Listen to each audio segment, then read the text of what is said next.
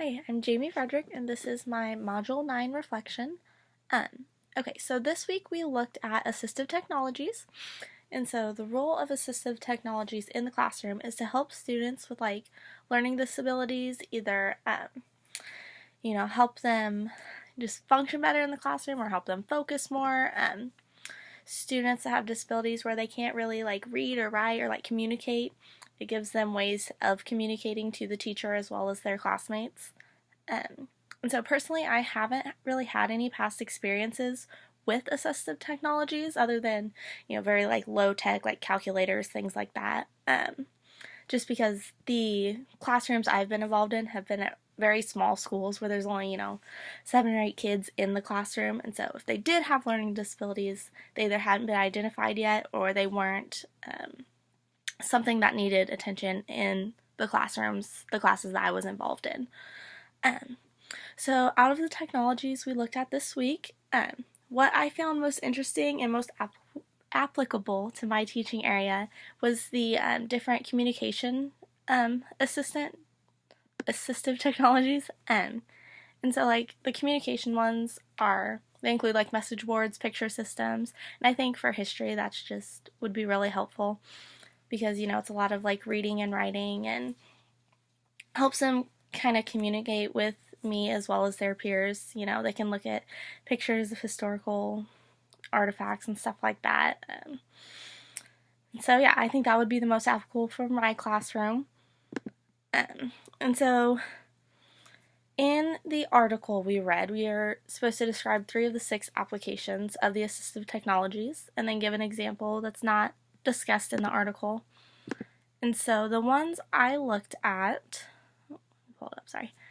Okay, so there's applications that assist with everyday life, and so they talked about it can be as low tech as spoons with larger handles, or there's I've seen for people that have Parkinson's and stuff, which I mean typically a young kid wouldn't have that, but for older people as well, they still use the assistive technologies.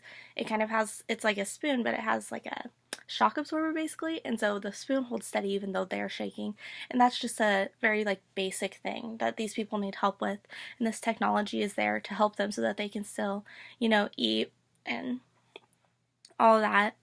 And so then the second one, which I already kind of talked about, was applications with communication. And so like I said, it has the message boards, picture systems. This can also be as simple as having an iPad where you can speak into it. So maybe a student doesn't have full control of their hands, and so they aren't able to type, but they can just hit the speaking button and it'll record whatever they're saying. And I know this was discussed in the lecture as well. And so I think that's a really cool one that kind of helps these students. And then there's also students with physical disabilities that need help with positioning, so where maybe they can't sit up in a chair, they need a wheelchair to move around. And when I was looking at assistive technologies, I felt like there were a lot of them that were super high tech that were coming up, but the ones that were more basic interested me more. And so a physical disability technology can be as simple as a seat cushion to either raise them up, help them stay in their seat, make it more comfortable for them, so that in turn they can focus better. And so I kind of thought that the more low tech ones were pretty cool, because I feel when you have a student with a disability, you immediately think oh, I need to get the most expensive, best thing out there, where sometimes it's some $2 chair cushion that can help them. And so I thought that was kind of cool. And then we were supposed to find one additional assistive technology that wasn't listed in the module, provide an overview of what it was, how it worked, and where I found it. And so I actually found a lot of really cool ones, but like I said, I kind of like the basic ones. And so one really cool thing that I found was especially for me teaching history, there's going to be a lot of reading involved in my classroom, and they have these reading guides for students who maybe get distracted and stuff like that, where basically you just slide it down the paper and it only shows you one line of text. It blocks everything else out, just highlights that one text.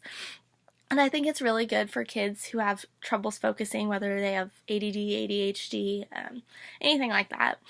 Um, it kind of just helps them focus on what they need to be reading right then and there, highlights it, blocks everything else out. And so I feel like that was kind of a basic one that could be really helpful in the classroom. So that's all I have. Thank you.